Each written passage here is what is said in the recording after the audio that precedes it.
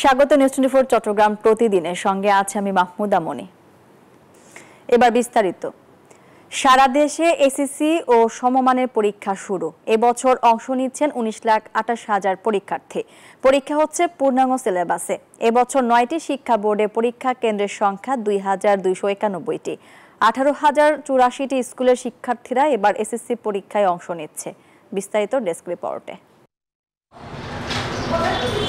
সারা দেশে সুষ্ঠু ও সুন্দর পরিবেশে শুরু হলো এবারের এসএসসি ও সমমান পরীক্ষা। এই বছরও বাংলা প্রথম পত্রের মধ্য দিয়ে শুরু হয়েছে এসএসসি পরীক্ষা। সকাল 10টা থেকে পরীক্ষা শুরু হয়ে চলে দুপুর 1টা পর্যন্ত।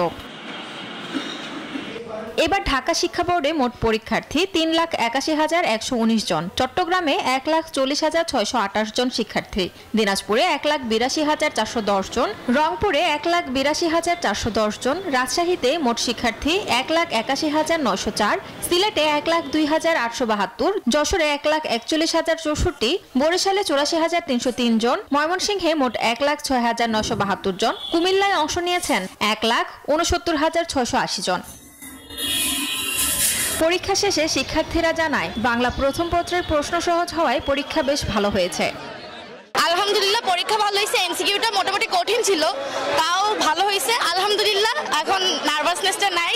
আশা করছি আগামী পরীক্ষাগুলো আরো ভালো হবে। কোশ্চেন ভালোই হয়েছে, পরীক্ষা যা আশা করছিলাম ভালো মতোই দিতে পারছি। প্রস্তুতি তো আলহামদুলিল্লাহ ভালো ছিল, আর প্রশ্ন যেটা এক্সপেক্ট করছি তার তুলনায় অনেকটাই সহজ আসছে। এবারের এসএসসি পরীক্ষা হচ্ছে পূর্ণাঙ্গ সিলেবাসে, সব বিষয়ে পূর্ণ নম্বর ও পূর্ণ সময়ে। এসএসসি পরীক্ষা শেষ হবে আগামী 13ই মে। 15 মে থেকে 22 মে পর্যন্ত চলবে ব্যবহারিক পরীক্ষা। Desk report, news 24। ফিলিস্তিনে ইসরায়েলের বর্বরোচিত হামলার প্রতিবাদে চট্টগ্রামে বিক্ষোভ করে প্রতিবাদ জানিয়েছে চট্টগ্রাম মহানগর উত্তর ও দক্ষিণ জেলা বিএনপি। বিএনপির কেন্দ্রীয় কর্মসূচির অংশ হিসেবে বিকাল 4টা থেকে নগরীর জমিয়াতুল ফালাহ মসজিদ ময়দানে সংক্ষিপ্ত প্রতিবাদ সমাবেশের পর শুরু হয় মিছিল। সমাবেশে নগর বিএনপির আহ্বায়ক এরশাদ উল্লাহ, city mayor doctor Shahadat Hossain, Abul Hashim Bakkar সহ বিএনপির নেতৃবৃন্দরা অংশ নেন।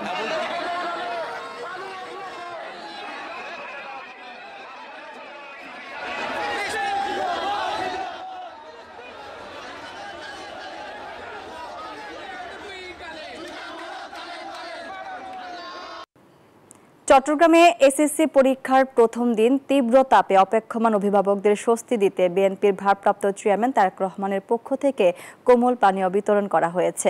সকালে পানীয়র পাশাপাশি বসার জন্য ছাউনি ও চেয়ারের ব্যবস্থা করা হয় নগরীর নাসিরাবাদ বয়েজ ও গার্লস স্কুল, 5 লাইশ অঙ্কুর স্কুল সহ কয়েকটি শিক্ষা প্রতিষ্ঠানে। এই কর্মসূচি উদ্বোধন করেন বিএনপির নেতা মরহুম আব্দুল্লাহ আল নোমানের পুত্র সাইদ আল নোমান। মাসব্যাপী প্রতিটি পরীক্ষায় এই আয়োজন অব্যাহত থাকবে বলে জানান তিনি।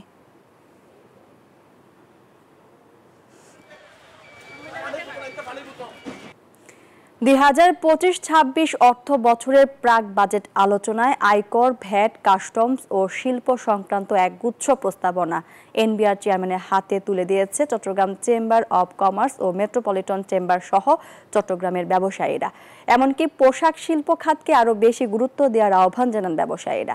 জাতীয় রাজস্ব বোর্ডের চেয়ারম্যান মোহাম্মদ আব্দুর রহমান খান বলেন, এবারের বাজেটে ট্যাক্সের আওতা বাড়ানো ও ট্যাক্স ভ্যাট সহজীকরণ সহ সব খাতকে গুরুত্ব দেওয়া হবে।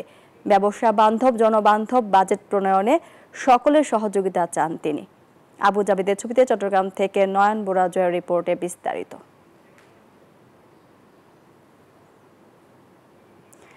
দর্শক, রিপোর্টটি প্রক্রিয়াধীন রয়েছে, আমরা পরবর্তীতে শোনাবো।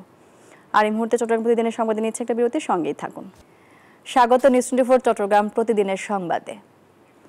নোয়াখালীতে মাইজদিতে বিএনপির দুই পক্ষের সংঘর্ষে উভয় পক্ষের 5 জন আহত হয়েছে। দুপুরের দিকে নোয়াখালী জেলা প্রশাসক কার্যালয়ের সামনে আয়োজিত মানববন্ধনে এই ঘটনা ঘটে। পুলিশ জানায়, এক পক্ষের মানববন্ধনে অপর একটি পক্ষ বাধা দিলে দুই পক্ষের মধ্যে সংঘর্ষের ঘটনা ঘটে। এতে উভয় পক্ষের অন্তত 5 জন আহত হয়। এদের মধ্যে 3 জনকে নোয়াখালী জেলা হাসপাতালে ভর্তি করা হয়েছে। পরে পুলিশ ও সেনাবাহিনী এসে পরিস্থিতি নিয়ন্ত্রণে আনে। কুমিল্লা বিমানবন্দর কবে চালু হবে? এই প্রশ্ন 30 বছর ধরে ঘুরপাক খাচ্ছে বৃহত্তর কুমিল্লাবাসীর মনে। বিশ্লেষকরা বলছেন, কিছু উদ্যোগ নিলে এখান থেকে অভ্যন্তরীণ রুটে উড়োজাহাজ চলাচল করা সম্ভব। এচ এ মহিউদ্দিনের পাঠানো তথ্যচিত্রে ডেস্ক রিপোর্ট। হঠাৎ দেখে বোঝার উপায় নেই এটি একটি বিমানবন্দর। সড়কের বেহাল দশা, অধিকাংশ এলাকায় চাষ করা হয়েছে গরুর ঘাস। ৭৭ একর ভূমির উপর প্রতিষ্ঠিত কুমিল্লা বিমানবন্দরটির এখন ভুতুড়ে পরিবেশ। গত ৩০ বছর ধরে এটি নিষ্প্রাণ। বর্তমানে প্রতিবেশী দেশ ভারত সহ বিশ্বের বিভিন্ন দেশের ৩০ থেকে ৩৫টি বিমান দৈনিক সিগন্যাল ব্যবহার করছে। বন্দরে ২৩ জন কর্মচারীরাও কাজ করছেন। শুধুমাত্র রানওয়ে কার্পেটিং, ফায়ার ব্রিগেড ও এয়ারক্রাফটের সঙ্গে যোগাযোগ করার জন্য টাওয়ারে বিএইচএফ সেট করলে এই বিমানবন্দর থেকে অভ্যন্তরীণ রুটে বিমান চলাচলে বাধা থাকবে না জানিয়েছেন সংশ্লিষ্টরা। এখন সময়ের দাবি হিসেবে কুমিল্লা সহ বাংলাদেশের সকল বিমানবন্দরগুলো যেগুলো আগে ব্রিটিশ আমলে চালু আছে মিনিমাম সেগুলো চালু হওয়া দরকার। বিভিন্ন ব্যবসা বাণিজ্যে কুমিল্লার জনগণ ভালো, দেশের জিডিপির প্রবৃদ্ধির হার বৃদ্ধি করেছে। এই জন্য আমি চাই অতি সত্বর এই সকল ষড়যন্ত্রের কবল থেকে মুক্তি পাক, কুমিল্লা বিমানবন্দর চালু হোক। কুমিল্লা বাংলাদেশের মধ্যে সবচেয়ে সোর্স অফ ইনকাম হলো কুমিল্লা। দীর্ঘদিন ধরে বিমানবন্দরটি চালু করার আন্দোলন হচ্ছে। এই বিমানবন্দরটি যদি চালু করা যায় তাহলে কুমিল্লা ইপিজেডের যে অর্থনৈতিক বিষয়টা এটা আরো চাঙ্গা হবে এবং কুমিল্লার মানুষ উপকৃত হবে। আমরা চাই, আমাদের প্রাণের দাবি, দীর্ঘদিনের দাবি, কুমিল্লা বিমানবন্দর পুনরায় চালু করা হোক। এটাই আমাদের একমাত্র চাওয়া। বিদেশি বিনিয়োগকারীদের যাতায়াতের কথা বিবেচনা করে কুমিল্লা বিমানবন্দর পুনরায় চালুর উদ্যোগ নিতে সরকারের কাছে দাবি জানিয়েছেন সচেতন মহল। Desk report, news 24। বৈশাখী উৎসবের খবর দিয়ে শেষ করব এখনকার দেশ সংবাদ। বৈশাখী ঘিরে রাঙামাটি এখন যেন উৎসবের নগরী। মেতে উঠেছে পার্বত্য অঞ্চলের 10 ভাষাভাষীর 11টি নৃগোষ্ঠী। চাকমাদের বিজু, মারমাদের সাংগাইন, ত্রিপুরাদের বৈশুক আর তঞ্চাঙ্গাদের বিশু, অর্থাৎ বৈশাখীর রং লেগেছে পাহাড়ে। বৈশাখী ঘিরে করা হয়েছে নানা আয়োজন, নাচ আর গানের আসর বাড়তি আমেজ যোগ করেছে উৎসবে। বসেছে হরেক রকমের মেলা। রাঙামাটি ক্ষুদ্র নৃগোষ্ঠী ইনস্টিটিউট চত্বরে এ মেলাকে প্রাণবন্ত করতে মেতে উঠেছে তরুণ তরুণীরা। শুধু চাকমা, মারমা কিংবা ত্রিপুরা নয়, বাঙালিদের পদচারণায় তৈরি হয়েছে সম্প্রীতির মিলন মেলা।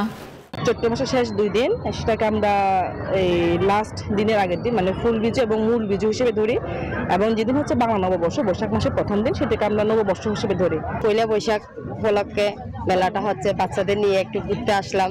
ভারত থেকে নাচের মঙ্গলি চলে আসছে বিদায় মেলাটাও বেশ জমছে। যেহেতু এটা সার্বজনীন ভাবে আমরা সবাই মিলে আনন্দ উৎসব করি, তো এটা আমাদের জন্য বিশাল একটা এক্সাইটমেন্ট। নতুন বছর বরণ করতে এই আয়োজন, বলছেন পার্বত্য জেলা পরিষদের সদস্যরা। বিশু বিহু বৈশু মেলা মানে আনন্দ মেলা। সবাই, এটা হলো একটা মিলন মেলার জায়গা। হ্যাঁ, এখানে সকল সম্প্রদায়ের একটা মিলন মেলা হয়। প্রত্যেক কমিউনিটিকে আমরা সহযোগিতা করছি যাতে তারা যথাযথ প্রস্তুতি সহ এবং তারা যেন তাদের এই আনন্দ উৎসবটা ঠিকঠাক মতো আয়োজন করতে পারে, উদযাপন করতে পারে।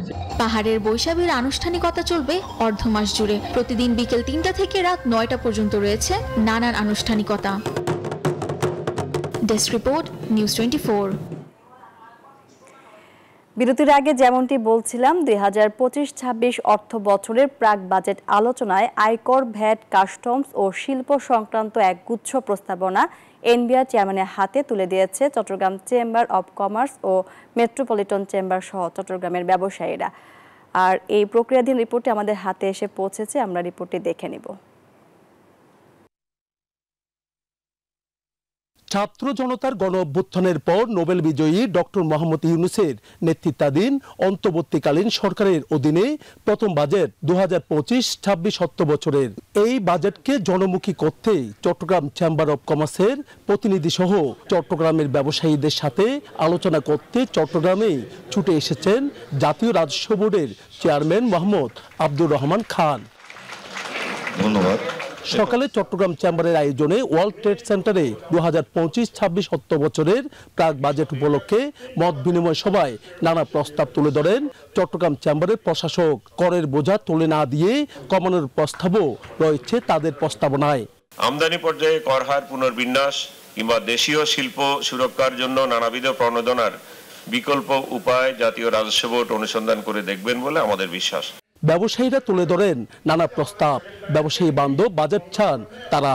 কার কি সমস্যা তার সমস্যাটা জেনে রেখে আমার মনে হয় যে সরকার চিন্তা ভাবনা করবে কিভাবে বাজেটটা হয়। আমরা চাই এই বাজেটের আজকে আলোচনার মাধ্যমে চেম্বারের মাধ্যমে দেশকে অর্থনীতি আরো এগিয়ে না। এই সময় এনবিআর চেয়ারম্যান বলেন, দেশের অর্থনীতিকে সমৃদ্ধ করতে হলে ট্যাক্সের আওতা বাড়ানো সহ ব্যাট ট্যাক্সের সহজীকরণের কোনো বিকল্প নেই।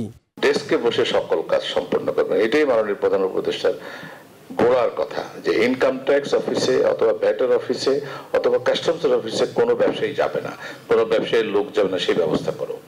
যদি প্রয়োজন হয় তাদের কোনো হেল্প লাগে তাহলে আমরা ভলান্টিয়ার বাহিনী দিয়ে প্রয়োজন এটা করব।